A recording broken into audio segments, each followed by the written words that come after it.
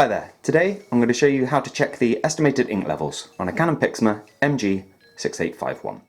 Now this can be done from the printer itself using nothing but the touchscreen we've got here. If you're not already on the home screen, you're going to need to be there, so just press that button on the left. You'll be presented with something like this. So, we're going to drag this along and expose the setup option. Press setup. Then we're going to scroll up until we get to the bottom, which is estimated ink level. Click in there, and you've got a visual representation of magenta, black, yellow, photo black and cyan estimated ink levels. And it's as simple as that. If you need to see what cartridges your printer takes, just click the link on the bottom right and you've got a complete list of compatible cartridge codes just for your peace of mind. But that's all there is to see here. If you found this useful, please do let us know with a like. If there's anything else you'd like to know, please do let us know in the comments. We've got lots of other videos for this printer on our channel, so it might be worthwhile checking those out too. Thank you for watching, and I'll see you next time. Take care. Bye bye.